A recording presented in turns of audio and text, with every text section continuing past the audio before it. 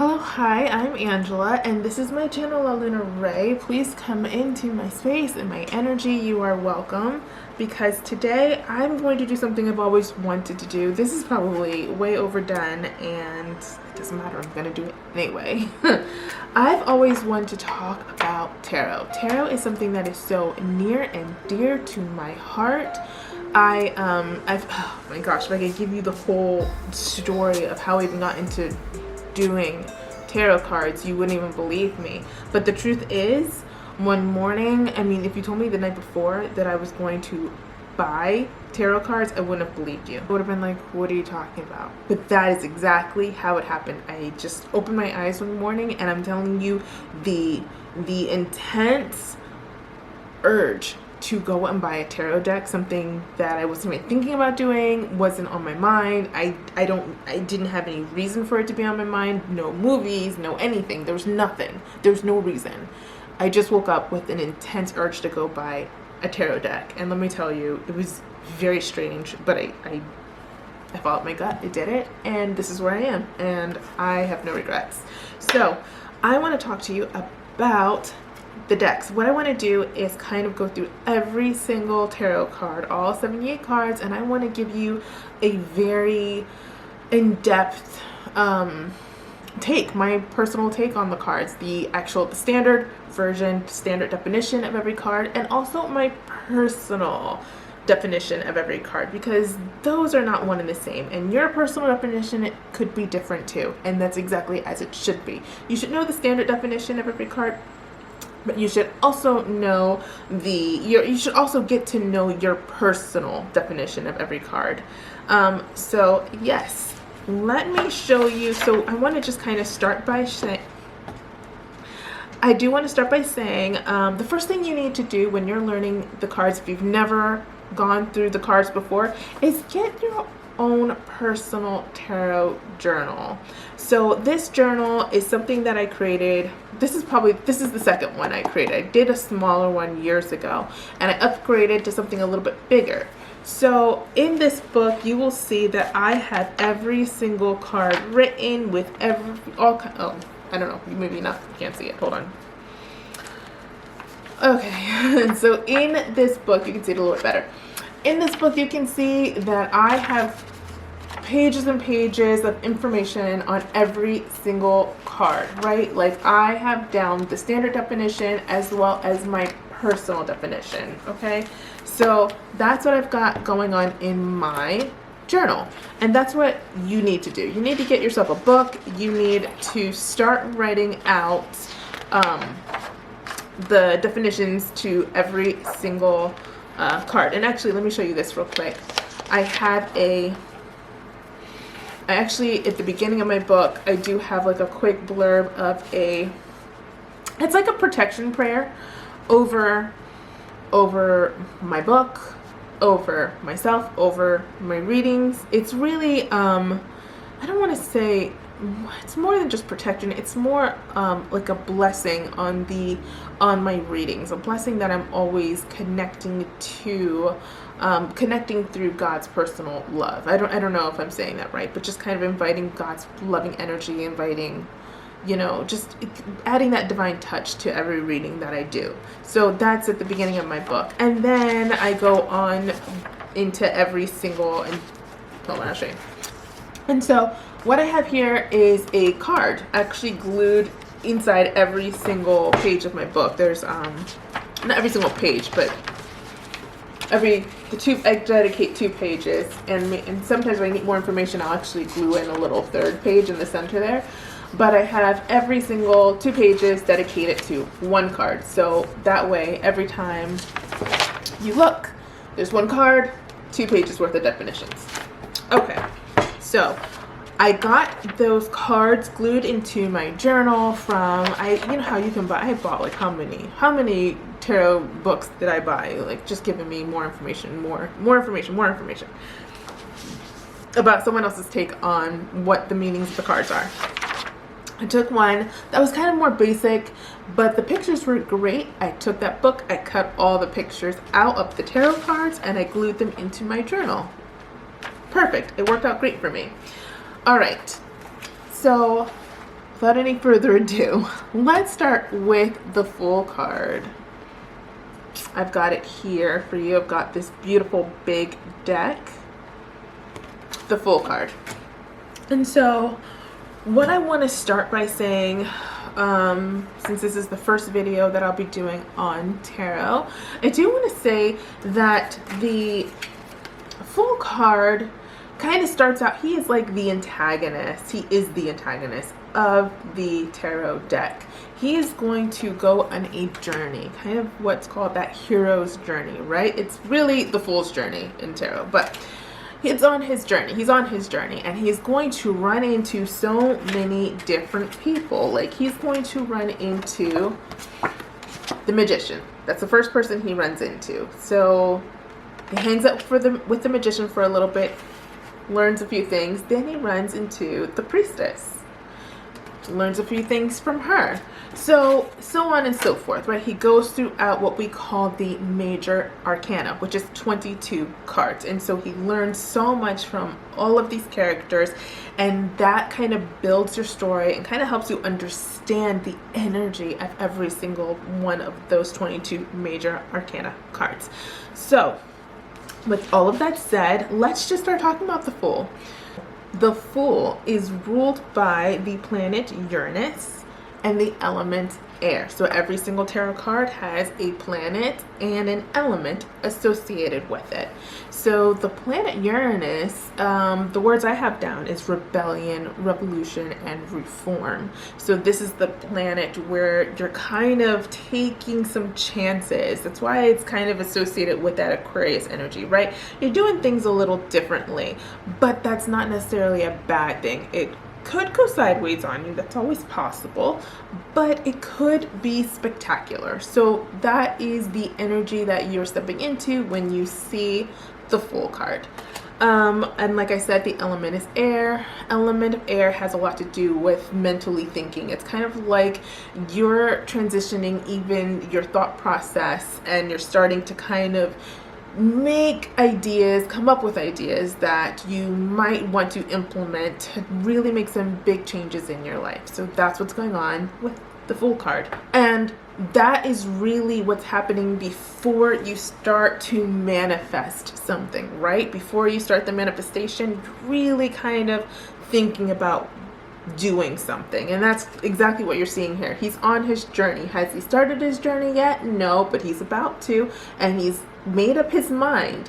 And so he's going to start making some moves very shortly. All right, so I'm just gonna go ahead and read to you what I have in my book.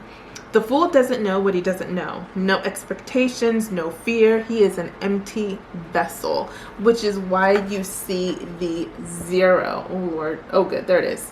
The Fool is the 0. It is empty. It is the void. It is the egg. It is, there's so many possibilities with the egg, right? It's right before all the magic happens, and it's something that you can kind of start to fill with whatever you desire. So you really are in a good spot when you see the Fool card. So when you look at the Fool card, you're seeing someone who is at the edge of a cliff. And that can be a little jarring to see, a little disconcerting. However, I really look at this more as a metaphor. You're at the edge of a precipice. You are at the precipice of an adventure, a great adventure, where great lessons lie ahead, where you are going to start an adventure that cannot be stopped. And that can be scary and absolutely wonderful at the same time. Some things that are important to note that I feel like most people don't notice about the Fool card is that wand that he's holding. Yes, there is a wand in this card. You see how he's got that stick over his right shoulder holding his bag of very small amount of things? That's a wand. That's a wand, and you will see in many cards where every time someone's holding a wand, they've got this power grip on it because they know what they're doing. They realize they've got some power to them. This Fool has no idea. He's got his his powerful wand, and he's just got like thrown over his shoulder, like whatever, and he's got this crap in his back, and it's like behind him, he's not even looking at it. Could it fall out? Who cares? But he's really got a lot of potential surrounding him, and he's really not noticing it, and he's really not putting it to use yet. And that is the biggest takeaway with the Fool card. Although it's scary to be at the precipice of this great adventure, at the precipice of learning all of these new things, could you fail? Sure. Could you fly? Absolutely. But that's the best part. The best part is that you actually have a lot of power surrounding you and lifting you and helping you through that you don't even realize yet. So I understand the fear in this card, and at the same time, it's important to understand that there's a lot of power surrounding you that you're not even aware of. And that's what I love about this card.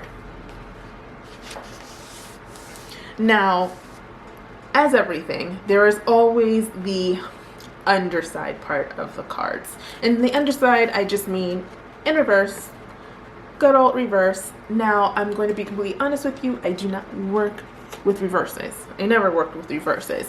Do I understand the reverse of every single card? Absolutely. Why? Why do I understand the reverse of it? Why did I take the time? I can tell you why I took the time. Because even though I make it an absolute point to never put my cards in reverse, do reversals show up in my readings? Absolutely. Am I completely astounded as how it got there? Every single time. Do I ignore it? Never. I never ever ignore a reverse that shows up in my decks because I didn't put it there. Did I maybe put it there and didn't even realize it?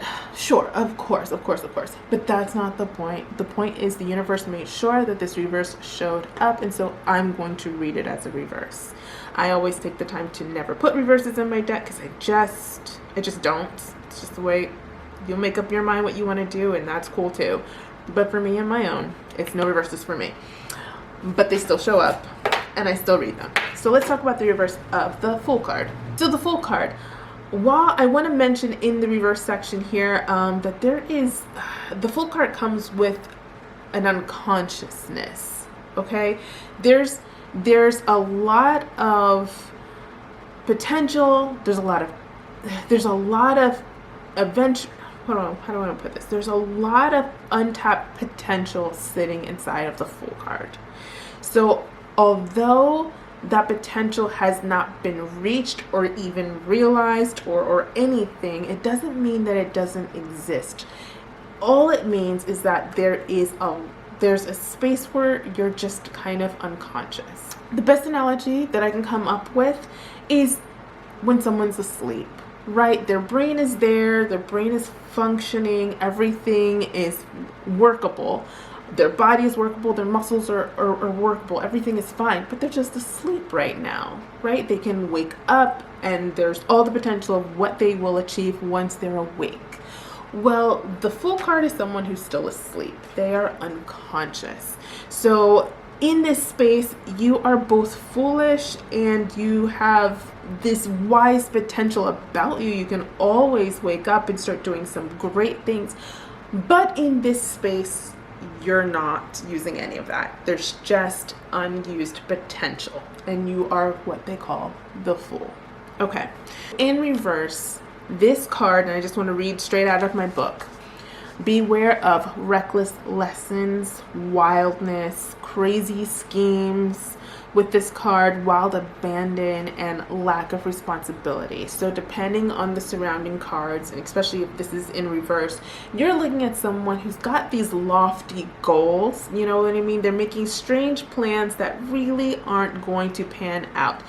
It's okay to be ignorant of something, and it is not okay to be reckless with your ignorance, right? It's one thing to be like, I don't know something, let me do some research, let me find out. And it's another thing to be like, I don't know anything about this, but I'm just gonna go ahead and lemon and go ahead and do just wild, reckless things. No, you don't be. There's a wise fool and then there's a blind fool. You don't want to be the blind fool, okay? So that's this card in reverse. Just kind of not even trying to use the little bit of information that you could possibly have. So pay attention when this card shows up in reverse in your reading. or if you've got some negative surrounding cards. Because this is the universe's way of telling you, be careful, you are heading down a path that is reckless. You are going to start to deconstruct your life, and that's not what you want. This is the universal's, I'm sorry, this is the universe's way to tell you to halt. So, and I'm sorry, I should probably explain. I cut my thumb last night making dinner, and it's pretty bad. It's actually still bleeding a little bit when I had to redo my pressure dressing that I made. That's why it's so big. It's just putting lots of pressure to help it stop bleeding, to please start healing. It's a pretty deep cut. Anyway, that's what this is. So yes, that is the Fool card in reverse. Okay, so let's move on to who the Fool runs into next. The next person the Fool sees is the Magician. So the Magician card, let's talk about the planet first. The Magician card is associated with the planet Mercury. And it's also associated with the elements of air and earth.